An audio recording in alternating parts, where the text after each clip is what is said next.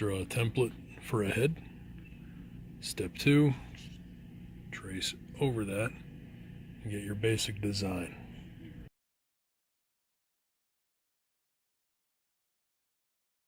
If you're going to be doing a copy for your own face, I have a conveniently placed copy of my face here that I've started turning into another mask.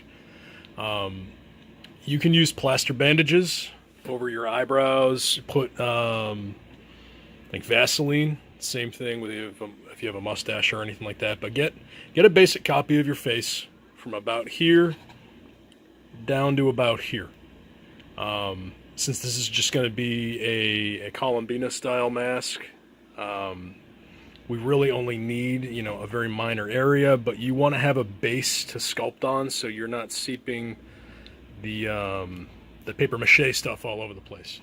Now, if you plan on making more than one mask, which I recommend just in case you mess up, plus they're fun to make, I recommend silicone. You can get this stuff at Michael's. It's like $25, so use a 40% off coupon. Those things are online constantly. Anyway, I'm not going to show myself mixing it, but you'll get the idea. You have about a minute to mix and get your form down. So what I'm going to do is I am going to sculpt it, mix it together, slap it down here, and get about the shape I need. Your tubes are about this big. You don't need a very thick layer if you already have a copy of your face. If not, again, plaster bandages. You can also get them at Michael's. It's like $10 for 1,000,000 pounds. You only need like 2 or 3 layers of that to get a copy of your face. You will need to let it dry for about a day or so. Once you have that, move to this next step, about, I don't know, a half of one of each of these. So there's a yellow side too.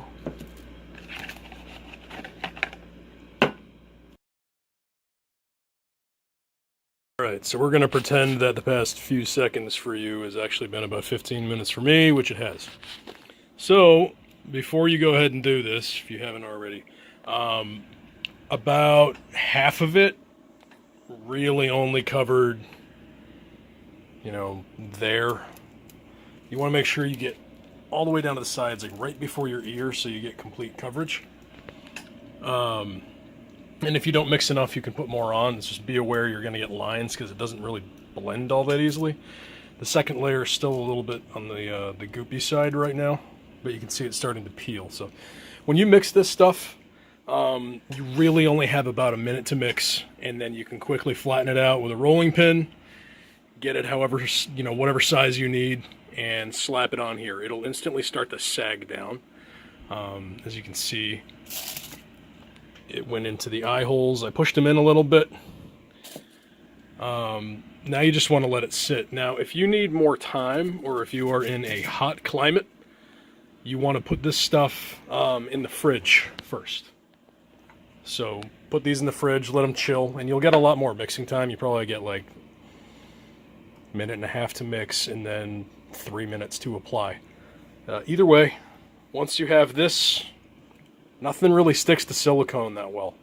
So it really is a good base for pretty much anything that you want to sculpt on. Okay, so we got the aluminum foil down. The most important part that you want to be accurate with is you really want to get the nose and the brow as straight as you can get. Now, because of the aluminum foil, you're not going to be able to avoid wrinkles, but that's also what the tape is going to help with. The tape is going to help keep the form. It's going to smooth out over these little creases.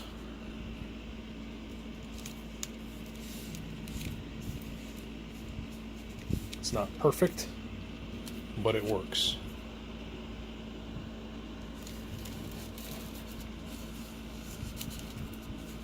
You can see way less bumpy than it was, and you can keep pushing down on it to really let it go. Anyway, you want to get the whole surface of wherever you're going to be sculpting. Wherever you're not going to be sculpting, it's fine. This is just going to keep it from getting destroyed.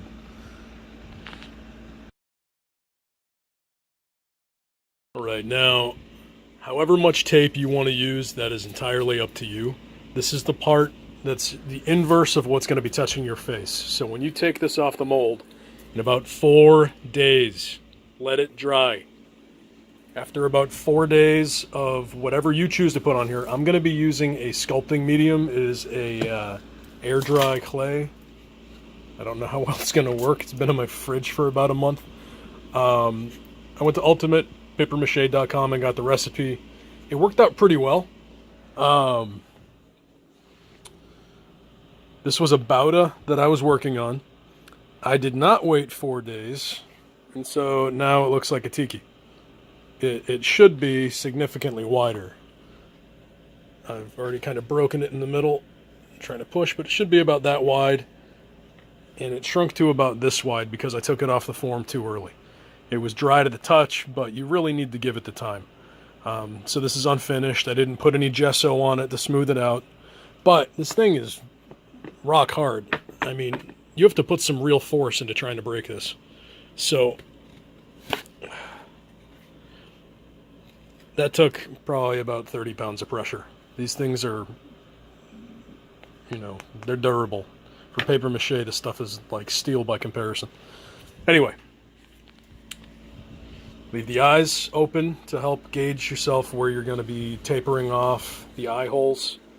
We're really only going to be sculpting down to just above the lip. And most of this is going to be open for air anyway, but you're not going to see it because the nose is going to be coming out probably about here. So, decent amount. That's your base.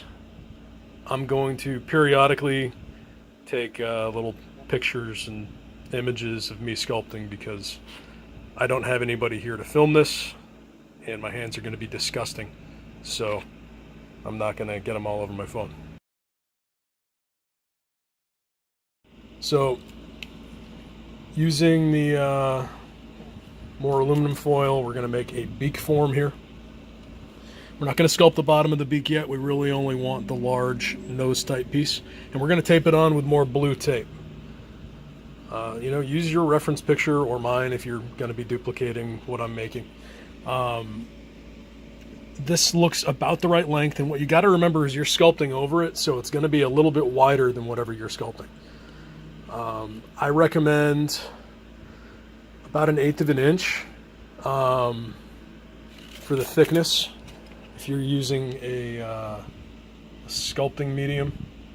So right about there, about that thick. You can roll that out with a rolling pin between 2 sheets of aluminum foil so it doesn't stick together, and then kind of flop it over. Just make an account for the nose, and luckily the stuff sticks together pretty well, so you can just slap it over there. Anyway, tape this on, get a nice taper on the edge, make sure it's smooth, that way you don't have to waste a bunch more tape.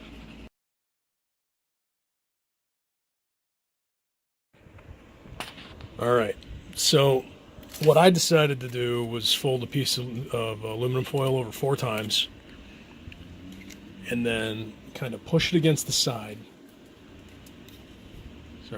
Push it against the side. So it's going to blend in here, it's going to go there. I just got to fold this over a little bit more so it doesn't get so close to the eye socket, and then it's ready to be taped down.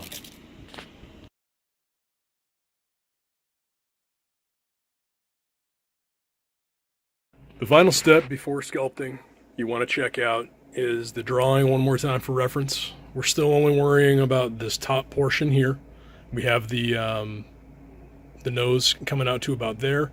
I put an extra little piece at the end to get the curve in, just to make sure that it's present. Another thing you want to do is make sure you have an indent here, or you can straight up sculpt around it. It's not easy to do with paper mache, but you can. The best way to do it is to cut out pieces of cardboard and tape around it, and then just kind of lay them against the design. Push them in as you're, if you're putting strips down, go around it, or sculpt around it, which is what I'm going to be doing. So you're going to need 3 on either side. This big one, you can just kind of, thumb into the design around the eye socket. And then we want to make sure we have enough of an extension up here with a good 1/4 inch in, at least from the outer edge, to make sure that we actually have tension to hold the mask on. These aren't going to be super heavy, but they're going to be heavier than one you buy in a store. They're also going to last longer. After all of this is sculpted, we will sculpt the final piece, and we'll glue it to the inside. You can even hinge it if you want, but for something this light, I don't recommend it. Just sculpt it to the inside of the mask after everything is done and leave it alone.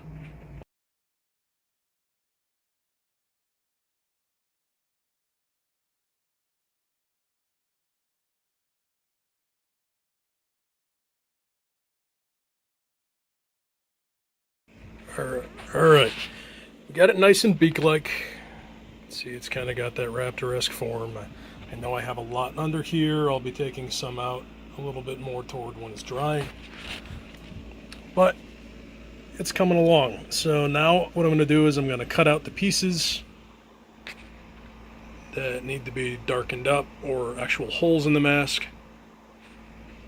And then let it dry.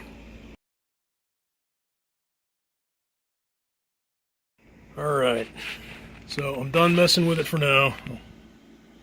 Except for that little blurb right there. Damn. Alright, yeah, gotta stop messing with it. So once it starts to air dry, you really want to leave it alone. Don't touch it once it starts to get a little bit on the dry side. If it's a little tacky, you can fix up some areas. But a lot of things you can fix afterwards. You are going to need to use sandpaper. If you have a mini awesome belt sander like I have, then that'll come in handy. Largely this is what you have. We're going to smooth over it with some gesso and probably about 17 years when it's done drying. I applied it thick. Some areas are about 1/4 inch thick. Some areas are, 3/16 or 1/8 inch, depending, and it'll shrink up a little bit as it dries. But the thicker you make it, the longer it's going to take to dry. And make sure that you have some decently thick edges where you're going to be puncturing the holes or gluing on the straps to make sure that it fits. Just get any major bumps smoothed out, but don't adjust the actual shape. It'll start to crumble. Leave it alone. Now, what I did to fix under here was I perforated the sides. That way, if it does sag, it doesn't go too far, and these should come out pretty easily, lightening the load, because we really don't need a 1/2 inch stuff right there. Anyway, yeah, this is Monday. It's going to take at least until Friday before I can take this off the mold. If you're like me, waiting for more than 15 minutes for anything is like waiting 30 years for something. So although this is starting to turn a little bit yellow, like it has jaundice or something like that, and that's because it's drying out and you're seeing the color of the wood glue, still not ready. It's hard to the touch. It doesn't have that deep of a bassy sound, and if you really push on it, you could probably leave a fingernail mark. Let it sit for 4 days. Okay, so it's the 3rd day. It feels ready enough to check.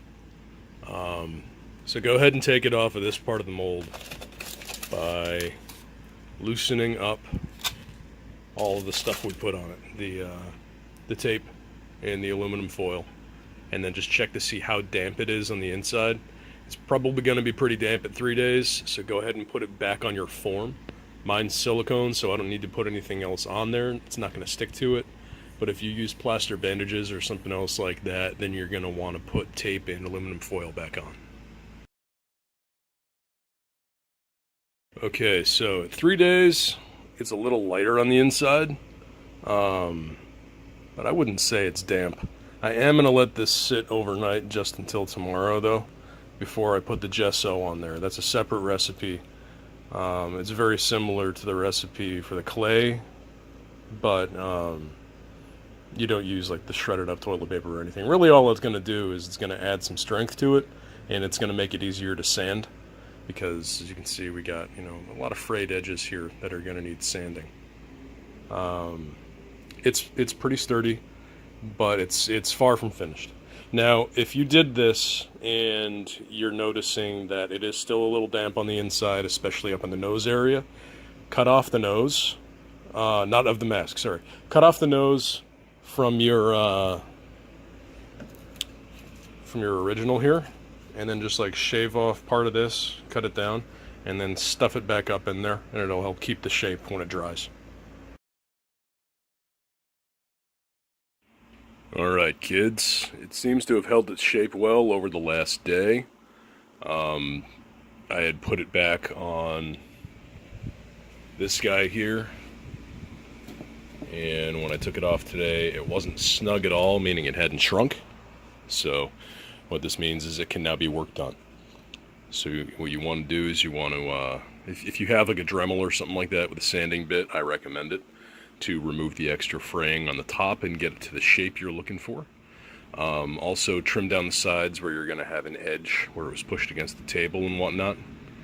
And you're going to want to smooth out pretty much everything. It doesn't need to be perfect because we are going to put a gesso layer on there, maybe 2 layers, which is going to add more strength and really help us smooth in areas that are kind of lower. Like you can see there's a little bit of a dip here. It's going to help fill that in and get it nice and smooth. Once it's smooth, then you can let it dry for another 2 or 3 days and then paint it. One thing you are definitely going to want to do is, I'm sure you're probably going to want to try it on. These parts here are very sharp, and they are indented because you put them near where an eye socket was, so they go in further than you'd expect. You're going to really want to trim those down, starting from the inside until it's quasi-comfortable, and then just remember that right around here, we're going to be putting some padding. It's going to bring it out from your face a little bit, but it's also going to make it more comfortable to wear overall. So I obviously, again, can't really film it, but I'll show steps here and there. But for the most part, it's not bad. Let's see if I can get a picture of it on here. It fits comfortably. It's got the major design portions we wanted, the 3 holes cut out. And it's not entirely digging into my face. So, considering this is the first one of these I've done, not bad so far.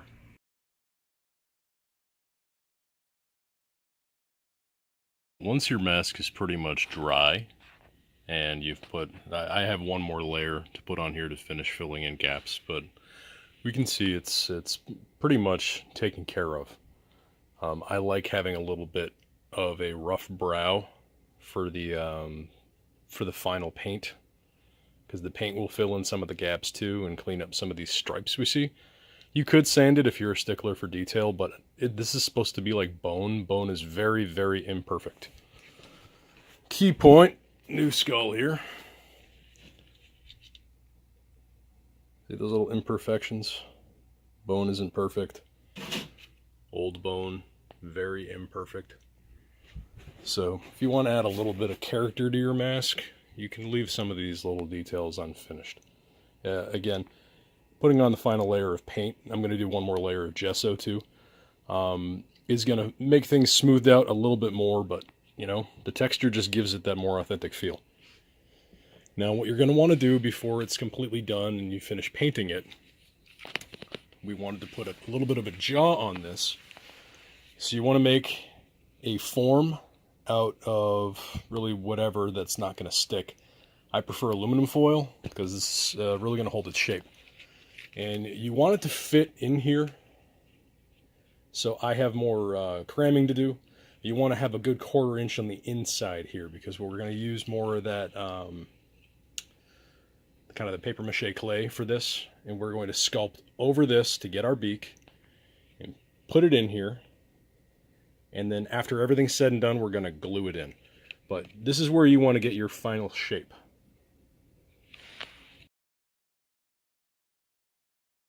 Alright, hopefully this doesn't fall apart on me while I'm doing it, but here you can see you want to get it close so there really aren't any gaps. All the way around. And then on your little form here, you just put it down and let it sit for at least 2 days. Then you can start sanding and really fitting it in up here. And then we're going to glue it to the inside with Gorilla Glue.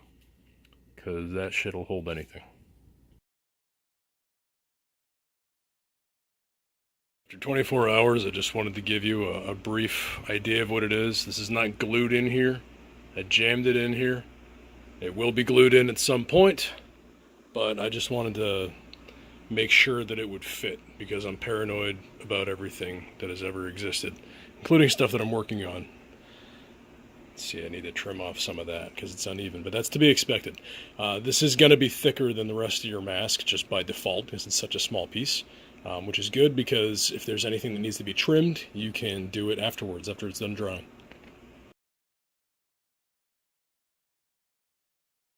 Alright, smoothed out, it's all glued in.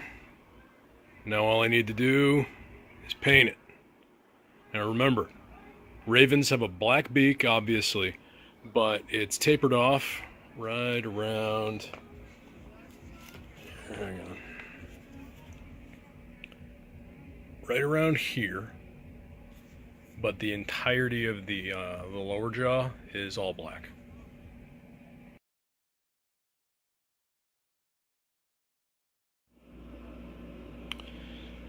Nearing completion. You can see it's got the black beak, and I've put black in a lot of the places around here, but that's because we want to have it recessed a little bit, that way we can paint over it with the kind of I guess cream colored paint, because that'll take a slight yellow tinge when you put your final spray coat over it. Anyway, do a little bit of black over that, paint over it, that way you get your highlights, and then it should be done.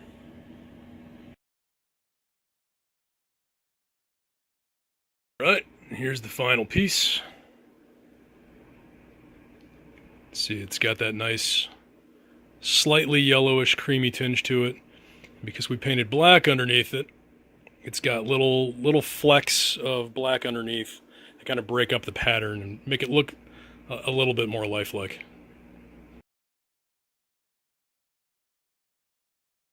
What I want to do in here is attach foam padding, because although it fits, it's a little uncomfortable right around there, obviously. I like to wrap foam in velour. It makes it super comfortable and it's not as sweaty. And I'm going to put that, I'll rest this down. Put that right here and along the brow. We want to make sure we leave room for straps because I'm going to going to Gorilla Glue them in here. And I like to use Velcro on my straps. I don't like tie-ons. All right. So I sewed my foam into this little pouch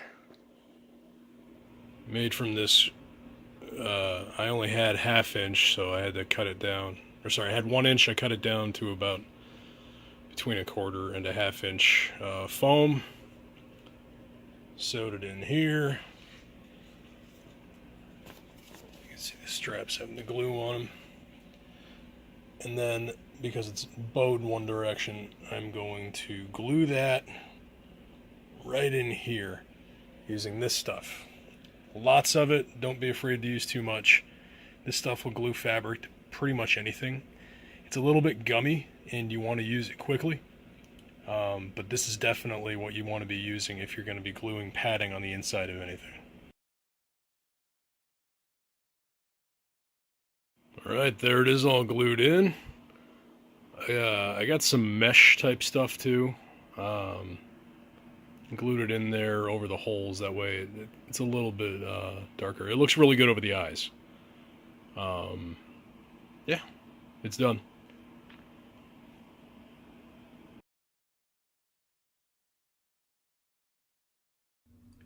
And after 9.5 years of drying and painting and all that stuff, here is the mask.